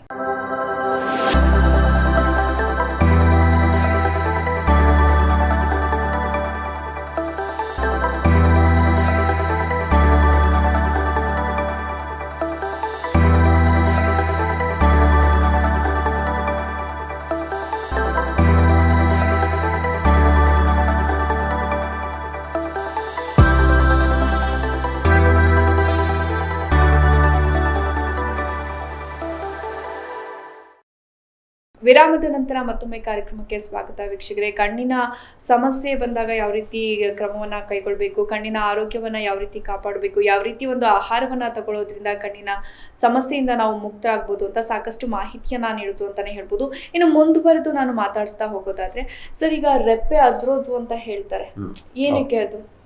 ಇಲ್ಲ, ಅದು ಬಂದ್ಬಿಟ್ಟು ನಮ್ಮ ನರ್ವ್ ಎಂಡಿಂಗ್ ಇರಿಟೇಷನ್ ಆದಾಗ ಆ ಥರ ಆಗುತ್ತೆ. ಸೊ ಯೂಶಲಿ ಅದಕ್ಕೆ ಸರಿ ಆಗುತ್ತೆ ಸಾಮಾನ್ಯವಾಗಿ. ಅವಾಗ ಚೆನ್ನಾಗಿ ನೀರು ಕುಡಿದ್ರೆ ಅಥವಾ ವೈಟಮಿನ್ ಟ್ಯಾಬ್ಲೆಟ್ಸ್ ಯಾವ್ದಾರು ತೊಗೊಂಡ್ರೆ ಸಾಮಾನ್ಯ over A period of time ಅದೇ ಸರಿ ಆಗುತ್ತೆ. ಅದೇನಂತ ಸೀರಿಯಸ್ ಕಂಡೀಷನ್ ಏನಲ್ಲ. ಕೆಲವು ಅಂದ್ರೆ ಹಳ್ಳಿ ಕಡೆ ಹೇಳ್ತಾರೆ ರೈಟ್ ಐ ಬಡ್ಕೊಂತ ಇದ್ರೆ ಏನೋ ಶುಭ ಒಂದು ಶಕುನ. ಶುಭ ಶಕುನ, ಲೆಫ್ಟ್ ಐ ಬಡ್ಕೊಂತ ಇದ್ರೆ ಏನೋ ಆಗತ್ತೆ. ಸೊ ಇದನ್ನ ಹೇಗೆ ಹೇಳ್ತೀರಾ ಇದು? ನೀವೇ ಅದಕ್ಕೆ ಎಕ್ಸ್ಪ್ಲೇನ್ ಮಾಡಬೇಕು. ಸೊ ನಮ್ಮಲ್ಲಿ ಆ ಥರದ್ದು ಯಾವ್ದೂ ಇಲ್ಲ. ನಿಮ್ಮಲ್ಲಿ ಅಂದ್ರೆ ನಮ್ಮ science ಅಲ್ಲಿ ಯಾವ್ದೂ ಆಗಿಲ್ಲ. ರೈಟ್ ಐ ಆದ್ರೆ ಎಕ್ಸಾಕ್ಟ್ಲಿ, ನಾವು ಚಿಕ್ಕ ವಯಸ್ಸಲ್ಲಿದ್ದಾಗೆಲ್ಲ ಏನೋ ಭಯ ಆಗುತ್ತೆ, ಒಂದ್ ಭಯ ಇದ್ದೇ ಇರುತ್ತೆ, ರೈಟ್ ಐ ಬಡ್ಕೋ ಏನೋ ಆಗುತ್ತೆ, ಲೆಫ್ಟ್ ಐ ಆಗತ್ತೆ, ಇವತ್ತು ಏನೋ ಒಂದ್ ಆಗತ್ತೆ, ಅಮ್ಮನ ಕೈ ಹೊಡ್ಸ್ಕೊತೀವೋ ಇಲ್ಲ ಸ್ಕೂಲಲ್ಲಿ ಟೀಚರ್ ಅಥವಾ ಆಫೀಸಿಗೆ ಬಂದು ಏನೋ ಒಂದು ಆಗುತ್ತೆ ಅನ್ನೋ ಒಂದು ಭಯ ಇರುತ್ತೆ. ಸೊ ಅದ್ ಈಗ ರೈಟ್ ಐ ಸ್ಪೆಸಿಫಿಕ್ ಆಗಿ ನಾವು ರೈಟ್ ಐ ಏನಾದ್ರು ಬ್ಲಿಂಕ್ ಆಗುತ್ತೆ ಅಂದ್ರೆ ಬಡ್ಕೊಂತೇವೆ, ಏನಾದ್ರು ಒಂದು ನರ್ವ್ ರಿಲೇಟೆಡ್ ಪ್ರಾಬ್ಲಮ್ ಯಾವ್ದು ಕಣ್ಣಿಗೆ ಬೇಕಾದ್ರೆ, ಯಾವ ಕಣ್ಣಿಗೆ ರೈಟ್ ಆರ್ ಲೆಫ್ಟ್ ಯಾವ್ದಕ್ಕೆ ಬೇಕಾದ್ರೆ ಆಗುತ್ತೆ. ಅಂದ್ರೆ ಪ್ರೆಷರ್ ಇದ್ದಾಗ ಆಗುವಂತ. ಸೊ ಇಲ್ಲ. ಯಾವಾಗ್ಲೂ ಒಂದ್ ಸಲ ಎಲ್ಲರಿಗೂ ಆಗ್ತಿರತ್ತೆ, ಯಾವಾಗ ಅದು ಒಂದ್ ಸಲ ಆಗಿರುತ್ತಲ್ವಾ? ಸೊ ಏನ್ ರೀಸನ್ ಅದು? ಅದೇ ಈಗ ನರ್ವ್ ಎಂಡ್ ಇರುತ್ತಲ್ಲ, ನಮ್ಮ ಕಣ್ಣೊಳಗಡೆ ಇರುವಂತ ನರ್ವ್ ಎಂಡಿಂಗ್ಸ್ ಯಾವಾಗ ಇರಿಟೇಟ್ ಆಗಿರುತ್ತೆ, ಅದು ಇರಿಟೇಟ್ ಆದಾಗ ನಾವು ಇರಿಟೇಷನ್ ಆದಾಗ ನಮ್ಮ ಕಣ್ಣು ಬಡ್ಕೊಳ್ಳಕ್ಕೆ ಸ್ಟಾರ್ಟ್ ಆಗುತ್ತೆ. ಅದ್ರದ್ದು ಬಡ್ಕೊಳ್ಳೋದು ಅಂತ ಹೇಳಲ್ಲ ಆ ಥರ. ಸರ್, ಇವಾಗ ತುಂಬಾನೇ ಕಂಪ್ಯೂಟರ್ ನೋಡ್ತಾ ಇರ್ತಾರೆ. ಈಗ IT ಕಂಪ್ನಿಯಲ್ಲಿ ಇರ್ಬೋದು ಅಥವಾ ಒಂದು ಆಫೀಸಲ್ಲಿ ವರ್ಕ್ ಮಾಡೋದಿರ್ಬೋದು, ಕಂಪ್ಯೂಟರ್ ತುಂಬಾನೇ ಯೂಸ್ ಆಗ್ತಾ ಇರುತ್ತೆ. ಸೊ ಅಂಥವ್ರು ಯಾವ ಥರ ಪ್ರಿಕಾಷನ್ಸ್ ತಗೋಬಹುದು? ಅವ್ರಿಗೆ ಒಂದು ಸಣ್ಣ ಪುಟ್ಟ ಈಗ ಕೂತಲ್ಲೇ ಒಂದು ಸಣ್ಣ ಪುಟ್ಟ ಎಕ್ಸಸೈಸ್ ಮಾಡ್ಬೋದು ಅಂದ್ರೆ ಯಾವ ಥರ ಅವರನ್ನ ಎಕ್ಸಸೈಸ್ ಮಾಡಿ ತಮ್ಮ ಕಣ್ಣನ್ನು ತಾವು ರಕ್ಷಿಸ್ಕೊಳ್ಬೋದು ಸರ್? ಓಕೆ, ಅದೇ ನಾನು ಆವಾಗಲೇ ಹೇಳಿದಾಗ IT ಕಂಪ್ನಿಲಿ ಡೆಫಿನೆಟ್ಲಿ ಸಿಸ್ಟಮ್ ಎಲ್ಲ ಜಾಸ್ತಿ ನೋಡ್ತಾ ಇರ್ತಾರೆ. So they can get computer vision syndrome ಅಂತಲೇ ಈಗ ಅದಕ್ಕೆ ಒಂದು ಸಿಂಡ್ರೋಮ್ ಆಗಿಬಿಟ್ಟಿದೆ ಈಗ ಅವ್ರಿಗೆ. ಅಂದರೆ ಕಂಪ್ಯೂಟರ್ ವಿಷನ್ ಸಿಂಡ್ರೋಮ್ ಏನಪ್ಪ ಅಂದರೆ ಹೆಡೇಕ್ ಬರುತ್ತೆ, ಕಣ್ ಫೆಟಿಗ್ ಅಂದರೆ ಕಣ್ ಟಯರ್ಡ್ ಆಗುತ್ತೆ, ಡ್ರೈನೆಸ್ ಆಗುತ್ತೆ, ಸ್ವಲ್ಪ ರೆಡ್ನೆಸ್ ಬರುತ್ತೆ. All this comes under computer vision syndrome ಅಂತ. ಯೂಶಲಿ ಏನು ಮಾಡ್ತೀವಿ ಅಂತಂದರೆ, ಏನು ಮಾಡಬೇಕು ಅಂತ ಅನ್ನಂಗಿದ್ರೆ ನನ್ನ ಹೇಳಿದಾಗೆ ಮಾನಿಟರ್ ನೋಡುವಾಗ ಅಥವಾ ಏನೇ ಹತ್ರದ ಕೆಲಸ ಮಾಡುವಾಗ ನಾವು ಏನೇ ಇಂಟ್ರೆಸ್ಟಿಂಗ್ ಆಗಿದ್ದರೆ ಒಂದು ವಿಲ್ ಫರ್ಗೆಟ್ ಬ್ಲಿಂಕಿಂಗ್. ಹಿಂಗೆ ಸ್ಟೇರ್ ಮಾಡ್ತಾ ಇರ್ತೀವಿ. Blinking is very important. ನಮ್ಮ ಕಣ್ಣಿನ ಒಂದು ನೀರಿನ ಲೇಯರ್ ಏನಿರುತ್ತಲ್ಲ ಟಿಯರ್, ಅದಕ್ಕೆ ಭಾಳ ಇಂಪಾರ್ಟೆಂಟ್ ಆಗಿರುತ್ತೆ. ಆ್ಯಂಡ್ ನೆಕ್ಸ್ಟ್ ಹತ್ರದ ಕೆಲಸ ಮಾಡುವಾಗ ಇದರಲ್ಲಿ ಕಂಪ್ಯೂಟರ್ ಜಾಸ್ತಿ ನೋಡುವಂಥವರೆಲ್ಲ ಏನು ಮಾಡಬೇಕು ಅಂದರೆ 20-20-20 ರೂಲ್ ಅಂತ ಒಂದಿದೆ. 20 ಮಿನಿಟ್ಸ್ ಹಾಂ, 20 ಮಿನಿಟ್ಸ್ ಎವ್ರಿ 20 ಮಿನಿಟ್ಸ್ ನೀವು ಕೆಲಸ ಮಾಡುವಾಗ ಒಂದು 20 ಮಿನಿಟ್ಸ್ ಬ್ರೇಕ್, 20 ಸೆಕೆಂಡ್ಸ್ ಬ್ರೇಕ್ ತೊಗೋಬೇಕು. ಏನಾದ್ರು 20 ಅಡಿ ದೂರದಲ್ಲಿರೋಂಥ ವಸ್ತುನ ನೋಡಬೇಕು, ಕಿಟಕಿಯಿಂದ ಆಚೆನೋ ಏನೋ. ಸೊ ಆವಾಗ ಇದೇನು ನಮ್ಮ ಮಸಲ್ಸ್ ಎಲ್ಲ ಕಾಂಟ್ರಾಕ್ಟ್ ಆಗಿರುತ್ತಲ್ಲ ಅದು ಸ್ವಲ್ಪ ಅದಕ್ಕೆ ರಿಲ್ಯಾಕ್ಸ್ ಆಗುತ್ತೆ. So this is also very important. ಅಂದರೆ ಎವ್ರಿ 20 ಮಿನಿಟ್ಸ್ ಒಂದು 20 ಅಡಿ ದೂರದಲ್ಲಿರೋಂಥದ್ದನ್ನು ಒಂದು 20 ಸೆಕೆಂಡ್ ಕಾಲ ಅಷ್ಟೇ. It doesn't take much time. ಅದು ಏನು ಅವ್ರು ಅದರೆಲ್ಲ 20 ಸೆಕೆಂಡಲ್ಲಿ ಏನು ಅವರೇನು ದೊಡ್ಡ ಸಾಧನೆ ಏನು ಮಾಡ್ತಾ ಇರಲ್ಲ ಆ್ಯಕ್ಚುಲಿ. ಅದ್ರ ಅತ್ತಿಗಿದ್ದಾರೆ ಈಗ ಹಿಡ್ಕೊತಾರೆ. ಅದ್ರ ಬದಲು ಇದೊಂದು ಮಾಡಲೇಬೇಕಾಗಿದೆ. ಅಂತ ನೀವು ಆವಾಗಲೇ ಹೇಳ್ದಂಗೆ ಬ್ಲೂ ಕಟ್ ಗ್ಲಾಸಸ್ ಹಾಕೋಬೋದು, ಅದು ಸ್ವಲ್ಪ ಹೆಲ್ಪ್ ಆಗುತ್ತೆ ಅವ್ರಿಗೆ. ಅಥವಾ ಅವ್ರಿಗೆ ರಿಫ್ರಾಕ್ಟಿವ್ ಎರರ್ಸ್ ಏನಾರು ಇದ್ದರೆ ಅದನ್ನು ಪರೀಕ್ಷೆ ಮಾಡಿಸ್ಕೊಂಡು ಅದಕ್ಕೆ ಸೂಟಬಲ್ ಆಗಿರೋಂಥ ಲೆನ್ಸ್ ಹಾಕ್ಕೋಬೇಕಾಗತ್ತೆ. ಡ್ರೈ ಐ ಏನಾದ್ರು ಇದೆ ಅಂತಂದರೆ ಪರೀಕ್ಷೆ ಮಾಡಿಸ್ಕೊಂಡು ಡ್ರೈ ಐಗೆ ಡ್ರಾಪ್ಸ್ ರೆಗ್ಯುಲರಾಗಿ ಯೂಸ್ ಮಾಡೋದು ಹೆಲ್ಪ್ ಆಗುತ್ತೆ. ನೀವು ಹೇಳಿದಾಗ ಎಕ್ಸಸೈಸ್ ಅಂದರೆ ಫಾರ್ ಎಕ್ಸಾಂಪಲ್ ಪೆನ್ಸಿಲ್ ಪುಷಪ್ಸ್ ಅಂತೀವಿ. ಒಂದು ಪೆನ್ಸಿಲ್ನ ಹಿಂಗೆ ದೂರದಲ್ಲಿ ಈ ಥರ ನೋಡಿ ಅದನ್ನ ಹಿಂಗೆ ಈ ಥರ ನನ್ನ ಕಣ್ಣನ್ನೇ ನೀವು ಅಬ್ಸರ್ವ್ ಮಾಡಿದ್ರೆ ಗೊತ್ತಾಗುತ್ತೆ. ಈ ಥರ ಈ ತುದಿನೇ ನೋಡಿಕೊಂಡು ಅಥವಾ ಹಿಂಗೆ ಇಟ್ಕೊಂಡ್ರೆ ನೀವು ಈ ತುದಿ ನೋಡಿಕೊಂಡು ಆ ಥರ ತೊಗೊಂಬರೋದು, ದೂರ ಹೋಗೋದು. ಇದನ್ನ ಒಂದು 10 ಸತಿ ಮಾಡಿದರೆ ಆಮೇಲೆ ಕಣ್ಣ ರೊಟೇಟ್ ಮಾಡೋದು, ಅದು clockwise anti clockwise ಎಲ್ಲ ಮಾಡಿದರೆ ಕಣ್ಣಿಗೂ ಸ್ವಲ್ಪ ರೆಸ್ಟ್ ಸಿಗುತ್ತೆ, ಅವ್ರಿಗೆ ಹೆಲ್ಪ್ ಆಗುತ್ತೆ. ಬಟ್ ಕಂಪ್ಯೂಟರ್ ಜಾಸ್ತಿ ನೋಡೋಂಥವ್ರು ಆವಾಗ ಒಂದ್ಸತಿ ಹಾಸ್ಪಿಟ್ಲಲ್ಲಿ ತೋರಿಸಿದ್ರೆ ಭಾಳ ಉತ್ತಮ. ಡ್ರೈನೆಸ್ ಇದೆಯಾ ಅಥವಾ ಏನು, ಅದು ಸಿವಿಯರ್ ಡ್ರೈ ಆಗಿ ಹೋಗ್ದಲೇ ಇರೋ ಹಾಗೆ ದೇ ಕ್ಯಾನ್ ಪ್ರಿವೆಂಟ್. ಈಗ ಕಣ್ಣಿನ ಸಮಸ್ಯೆ ಬಂದಾಗ ಮಸ್ಟ್ ಅಂಡ್ ಶುಡ್ ಕನ್ನಡಕ ಸ್ಪೆಕ್ಸ್ಗಳು ಹಾಕೊಳ್ಳೇಬೇಕಾ ಅಥವಾ ಅದರಲ್ಲೂ ಟೈಪ್ಸ್ಗಳಿದೆ, ಸುಮಾರು ಟೈಪ್ಸ್ ಇದೆ. ಈಗ ಕಾಂಟ್ಯಾಕ್ಟ್ ಲೆನ್ಸ್ಗಳನ್ನ ಯೂಸ್ ಮಾಡ್ತಾ ಇದ್ದಾರೆ, ಸ್ಪೆಕ್ಸ್ ಹಾಕಿದ್ರೆ ಅಕ್ವರ್ಡ್ ಆಗಿ ಕಾಣ್ತೀನಿ ಅನ್ನೋರು, ಕೆಲವೊಬ್ರು ಲೆನ್ಸ್ಗಳನ್ನ ಯೂಸ್ ಮಾಡ್ತಾರೆ. ಅದರಿಂದ ಏನಾದರೂ ಏನಾದರೂ ಪ್ರಾಬ್ಲಮ್ ಆಗುತ್ತೆ, ಐಸಿಗೆ ಇಚ್ಚಿಂಗ್ ಆಗುತ್ತೆ ಅಂತ ಹೇಳ್ತಾರೆ ಕೆಲವೊಬ್ರು ಕಾಂಟ್ಯಾಕ್ಟ್ ಲೆನ್ಸ್ನ ಯೂಸ್ ಮಾಡಿದಾಗ. ನೀವು ಹೇಳ್ದಂಗೆ ಅದೇ ಒಂದು 3 ಥರ ಇದೆ. ನೀವು ಒಟ್ಟಿನಲ್ಲಿ ದೃಷ್ಟಿದೋಷ ನೀವು ಹೇಗಾದರೂ ಪರಿಹರಿಸ್ಕೋಬೇಕು. ಒಂದು ಕನ್ನಡಕ ಹಾಕೋಬೋದು, ಇಲ್ಲ ಕಾಂಟ್ಯಾಕ್ಟ್ ಲೆನ್ಸ್ ಹಾಕ್ಬೋದು, ಇಲ್ಲ ಲೇಸಿಕ್ ಲೇಸರ್ ಸರ್ಜರಿ ಅಥವಾ ಲೇಸರ್ ಕರೆಕ್ಷನ್ ಏನಂತೀವಿ ಅದು ಮಾಡಿಸ್ಬೋದು. ಕನ್ನಡಕ ಸುಮಾರು ಜನ ಎಲ್ಲಿ ಕಂಫರ್ಟಬಲ್, ನಮಗೇನು ತೊಂದರೆ ಇಲ್ಲ, ಕನ್ನಡಕ ಹಾಕೋತೀನಪ್ಪ, ನನಗೆ ತೊಂದರೆ ಇಲ್ಲ. ನೀವು ಅದೇ ಹೇಳಿದಾಗ ನಾನು ಕನ್ನಡಕ ಹಾಕೊಳ್ಳೋಕೆ ಇಷ್ಟ ಇಲ್ಲ ಅಥವಾ ಕಾಲೇಜ್ ಗೋಯಿಂಗ್ ಇರ್ತಾರೆ ಹುಡುಗ ಹುಡುಗಿ ಅವ್ರಿಗೆ ಇಷ್ಟ ಇರೋದಿಲ್ಲ. ರೇಗಿಸ್ತಾರೆ. ಅವ್ರೇನು ಮಾಡ್ತಾರೆ ಅಂದರೆ contact lens, they can go for contact lens. ಅವ್ರಿಗೆ 18 ವರ್ಷ ಆಗಿದೆ ಅಥವಾ ಯೂಶಲಿ 18ರಿಂದ 20 ವರ್ಷಕ್ಕೆ ಪವರ್ ಸ್ಟೆಬಿಲೈಸ್ ಆಗುತ್ತೆ. ಪವರ್ ಸ್ಟೇಬಲ್ ಆಗಿದೆ ಅಂತ ಆದಮೇಲೆ ಅವ್ರು ಬೇಕಾದ್ರೆ ಲ್ಯಾಸಿಕ್ ಮಾಡಿಸ್ಕೋಬೋದು, ಡಿಪೆಂಡಿಂಗ್ ಅಪಾನ್ ದೇರ್ ಪವರ್. ಅವಾಗ್ಲೂ ನಾವು ಸ್ಕ್ಯಾನ್ ಮಾಡಿ ನೋಡ್ತೀವಿ ನಿಮ್ಮ ಪವರ್ ಎಷ್ಟಿದೆ, ನಿಮ್ಮ ಕರಿಗುಡ್ಡೆ ಥಿಕ್ನೆಸ್ ಎಷ್ಟಿದೆ, ನಿಮ್ಗೇನಾದ್ರು ಡ್ರೈನೆಸ್ ಇದೆಯಾ ಅಥವಾ ಅಸೋಸಿಯೇಟೆಡ್ ಬೇರೆ ಏನಾದ್ರು ತೊಂದರೆ ಇದೆಯಾ. ಅದೇನೂ ಇಲ್ಲ, ನಿಮ್ಮದೆಲ್ಲ ಕರಿಗುಡ್ಡೆ ಥಿಕ್ನೆಸ್ಸು ಎಲ್ಲ ನಾರ್ಮಲ್ ಆಗಿದೆ ಅಂದರೆ definitely you can go for LASIK correction ಅಥವಾ ಸ್ಮೈಲ್ ಅಂತ ಇದೆ ಈಗ. ಕಾಂಟ್ಯಾಕ್ಟ್ ಲೆನ್ಸ್ ಅದೇ ನೀವು ಹೇಳ್ದಂಗೆ ಕಾಂಟ್ಯಾಕ್ಟ್ ಲೆನ್ಸ್ ಹಾಕೊಳ್ಳೋರು ಭಾಳ ಹುಷಾರಾಗಿರಬೇಕು. ಅದನ್ನು ತುಂಬ ಲಾಂಗ್ ಆಸ್ ಯೂಸ್ ಮಾಡಬಾರ್ದು. ಅದರಲ್ಲೂ 3-4 ಥರ ಇದೆ ಈಗ. ಸಾಫ್ಟ್ ಕಾಂಟ್ಯಾಕ್ಟ್ ಲೆನ್ಸ್ ಇದೆ, ಸೆಮಿ ಸಾಫ್ಟ್, ಯೂಶಲಿ ಸಾಫ್ಟ್. ಅದರಲ್ಲಿ ಮತ್ತೆ ಮಂತ್ಲಿ ಡಿಸ್ಪೋಸಬಲ್ ಇದೆ, ಒಂದು ಮಂತ್ ಯೂಸ್ ಮಾಡಿ ಬಿಸಾಕಂಥದ್ದು, ವರ್ಷಕ್ಕೆ ಪೂರ್ತಿ ಯೂಸ್ ಮಾಡೋಂಥದ್ದಿದೆ, ಡೈಲಿ ಡಿಸ್ಪೋಸಬಲ್ಲು ಇದೆ ಈಗ. ಒಂದು ದಿನಕ್ಕೆ ಯೂಸ್ ಮಾಡೋದು ಬಿಸಾಕೋದು. ಸೊ ಅದರಲ್ಲೆಲ್ಲ ನೀರಿನ ಅಂಶಗಳು ಇಟ್ಕೊಳ್ಳೋಂಥದ್ದು ಜಾಸ್ತಿ ಇರುತ್ತೆ. At least monthly disposable definitely they are good. ಈಗ ಬರೋಂಥ ಕಾಂಟ್ಯಾಕ್ಟ್ ಲೆನ್ಸ್ ಕ್ವಾಲಿಟಿ ಎಲ್ಲ ಚೆನ್ನಾಗಿದೆ. ಆ್ಯಂಡ್ ಸರಿ ನೀವು ಮೇಂಟೈನ್ ಮಾಡಿಲ್ಲ, ಫಾರ್ ಎಕ್ಸಾಂಪಲ್ ಉದ್ದ ಕೂದಲು ಉಗುರು ಬಿಟ್ಟಿರ್ತಾರೆ, ಕಾಂಟ್ಯಾಕ್ಟ್ ಲೆನ್ಸ್ ಹಾಕೊಳ್ಳುವಾಗ ಆದರೆ ಎಡ್ಜನ್ನು ಕಟ್ಟಾಯಿತು, ಆವಾಗ ಅದು ಕಣ್ಣಲ್ಲಿ ನೀವು ಹೇಳ್ದಂಗೆ ಇರಿಟೇಷನ್ ಆಗುತ್ತೆ, ಕಣ್ಣು ಕೆಂಪಾಗುತ್ತೆ. ಅದನ್ನು ನೋಡಿ ಆದ್ರೂ ನೀವು ಅದನ್ನೇ ಕಂಟಿನ್ಯೂ ಮಾಡಿದರೆ ಮತ್ತೆ ಕರಿಗುಡ್ಡೆ ಗಾಯ ಆಗೋದಂಥದ್ದಾಗಲಿ ಪರ್ಮನೆಂಟ್ ಗಾಯ ಆಗೋವಂಥ ಸಾಧ್ಯತೆಯೂ ಇರುತ್ತೆ. ಆದ್ದರಿಂದ ಕಾಂಟ್ಯಾಕ್ಟ್ ಲೆನ್ಸ್ ಯೂಸ್ ಮಾಡೋರು ಖಂಡಿತ ಸ್ವಲ್ಪ ಅದನ್ನು ಸುರಕ್ಷತೆ ಕಡೆ ಗಮನ ಕೊಡಬೇಕು.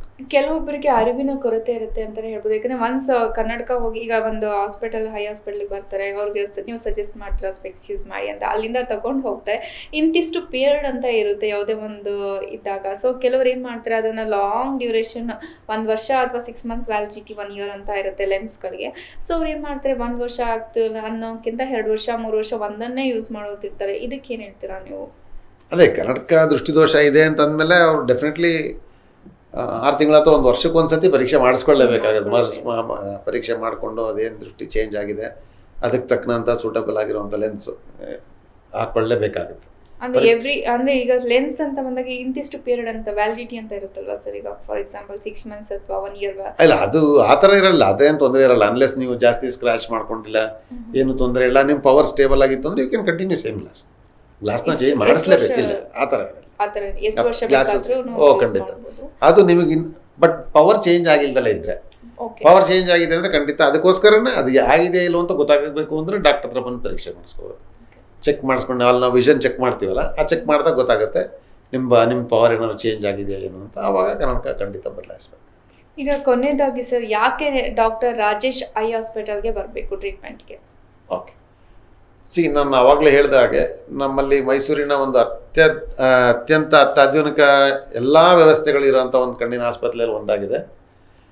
ಆಮೇಲೆ ಇದರಲ್ಲಿ ಎಲ್ಲ ಥರದ ವೈದ್ಯರು ಸಿಗ್ತಾರೆ ನಿಮಗೆ. ಫಾರ್ ಎಕ್ಸಾಂಪಲ್ ತುಂಬ ಹಾಸ್ಪಿಟ್ಲ್ಗಳಲ್ಲಿ retina doctor once in a week ಬರ್ತಾ ಇರ್ತಾರೆ ಅಥವಾ ಟ್ವೈಸ್ ಎ ವೀಕ್ ಬರ್ತಾ ಇರ್ತಾರೆ.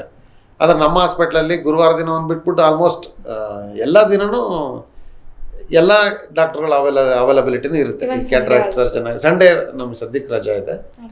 ಸೊ ರೆಟಿನಾ ಡಾಕ್ಟ್ರು ನಮ್ಮಲ್ಲಿ ಎನಿ ಟೈಮ್ ಸಿಗ್ತಾರೆ, ಅದು ಒಂದು ಪ್ಲಸ್ ಪಾಯಿಂಟ್. ಆ್ಯಂಡ್ ಯಾವುದೇ ಒಬ್ಬ ರೋಗಿ ಯಾವುದೇ ಕಣ್ಣಿಗೆ ಸಂಬಂಧಪಟ್ಟಾಗ ಏನೋ ತೊಂದರೆ ಬಂದರೆ ಎಲ್ಲ ತೊಂದರೆಗೂ ಇಲ್ಲಿ ನಮ್ಮಲ್ಲಿ ಪರಿಹಾರ ಇದೆ ಅಂತ ಹೇಳ್ಬೋದು. ಕಣ್ಣಿಗೆ ಏನೇ ಸಮಸ್ಯೆ ಇರಲಿ ಏನೇ ಇರಲಿ ಅದು ಎಲ್ಲ ಟ್ರೀಟ್ಮೆಂಟು ನಮ್ಮಲ್ಲಿದೆ. ಆ್ಯಂಡ್ ಎಲ್ಲ ಲೇಟೆಸ್ಟ್ ಎಕ್ವಿಪ್ಮೆಂಟ್ಸ್ ಆದ್ದರಿಂದ they will get the best of the best treatment ಅಂತ ಹೇಳಕ್ ಬಯಸ್ತೀನಿ ನಮ್ಮದು. ಸರ್, ಈಗ ನಿಮ್ಮಲ್ಲಿ ಟ್ರೀಟ್ಮೆಂಟ್ ಸರ್ಜರಿಗೆ ಒಳಪಟ್ಟರೆ ಈಗ ಲೈಕ್ ಏನದು ಗೌರ್ಮೆಂಟ್ ಫೆಸಿಲಿಟೀಸ್ ಏನಾದರೂ ನಮ್ಮಲ್ಲಿ ಯಶಸ್ವಿನಿ ಸ್ಕೀಮ್ ಇದೆ. ಸೊ ಯಶಸ್ವಿನಿಯಿಂದ ಬಂದಂಥವ್ರಿಗೆ ಯಶಸ್ವಿನಿ ಅದರಲ್ಲಿ ಉಪಯೋಗಿಸ್ಕೋಬೋದು. ಸರ್, ಇವಾಗ ನೀವು ಹೇಳಿದ್ರಿ ಬಡವರಿಗೋಸ್ಕರ ಒಂದು ಹಾಸ್ಪಿಟಲ್ನ ಇದು ಮಾಡಿದೆ ಅಂತ. ಏನಾದರೂ ಕ್ಯಾಂಪ್ಸ್ ಏನಾದರೂ ಮಾಡಿರೋದು ಉಂಟಾ? ಈಗ ಕಾಂಟ್ರಾಕ್ಟ್ ಸರ್ಜರಿ ರಿಲೇಟೆಡ್ ಕ್ಯಾಂಪ್ಸ್ಗಳು ಏನಾದರೂ ಮಾಡ್ತಾ ಇರ್ತಾರೆ? ತುಂಬ ಕ್ಯಾಂಪ್ಸ್ ಮಾಡ್ತೀವಿ, ತುಂಬಾ ಕ್ಯಾಂಪ್ಗಳು ಮಾಡ್ತೀವಿ ಖಂಡಿತವಾಗ. ಒಂದು ಬಡ ಮಕ್ಕಳ ಸ್ಕೂಲ್ಗೂ ಸಹ ನಾನು ಅಲ್ಲಿ ಈಗಿಂದ ಅಲ್ಲ, ನಾನು ಸುಮಾರು ಒಂದು 3-4 ವರ್ಷಗಳಿಂದ ಜಾಸ್ತಿನೇ ಆಗಿದೆ ಅನಿಸುತ್ತೆ.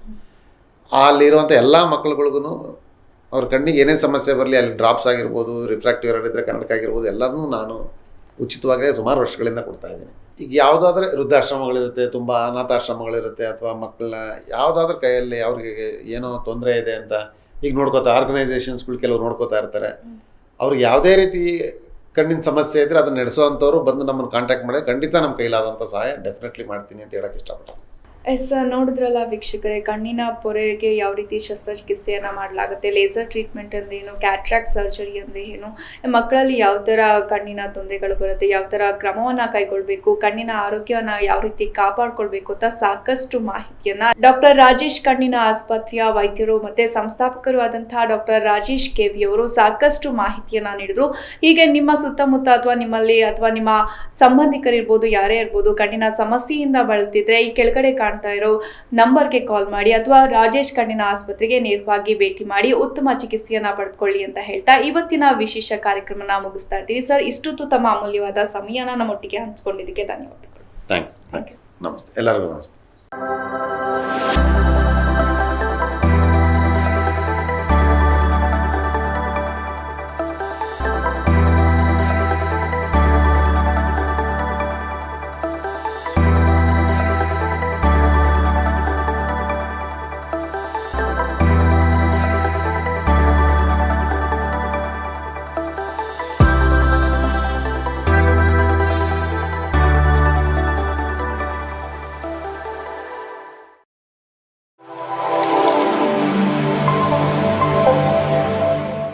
ಡಾಕ್ಟರ್ ರಾಜೇಶ್ ಕಣ್ಣಿನ ಆಸ್ಪತ್ರೆಯು ಸಮಗ್ರ ನೇತ್ರ ಆರೈಕೆಯ ಕೇಂದ್ರವಾಗಿದೆ.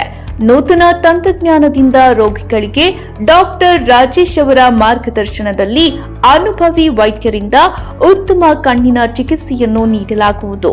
ನಮ್ಮಲ್ಲಿ ಕಣ್ಣಿನ ಪೊರೆ ಶಸ್ತ್ರಚಿಕಿತ್ಸೆ, ಕಾರ್ನಿಯಲ್ ಟ್ರಾನ್ಸ್ಪ್ಲಾಂಟೇಷನ್, ಗ್ಲುಕೋಮಾ ಚಿಕಿತ್ಸೆ, ಅಕಿಲೋಪ್ಲಾಸ್ಟಿ ಸೇವೆಗಳು ಮತ್ತು ಡಯಾಬಿಟಿಸ್ ಕಾಯಿಲೆಯಿಂದ ಉಂಟಾಗುವ ಕಣ್ಣಿನ ಸಮಸ್ಯೆಗಳಿಗೆ ಉತ್ತಮ ಚಿಕಿತ್ಸೆಯನ್ನ ನೀಡಲಾಗುವುದು. ಇದಲ್ಲದೆ ಅತ್ಯಾಧುನಿಕ ಸೌಲಭ್ಯವುಳ್ಳ operation theatre, opticals and contact lens, pharmacy ಮತ್ತು ಉತ್ತಮ ಲ್ಯಾಬೊರೇಟರಿ ವ್ಯವಸ್ಥೆಯನ್ನ ಹೊಂದಿದೆ. ನಿಮ್ಮ ಯಾವುದೇ ಕಣ್ಣಿನ ಸಮಸ್ಯೆಗೆ ಭೇಟಿ ಕೊಡಿ. ಡಾಕ್ಟರ್ ರಾಜೇಶ್ ಕಣ್ಣಿನ ಆಸ್ಪತ್ರೆ, opposite to Aadhaar centre, Kuvempu school ಹತ್ತಿರ, ಸರಸ್ವತಿಪುರಂ 8 ಮೇನ್, ಮೈಸೂರು.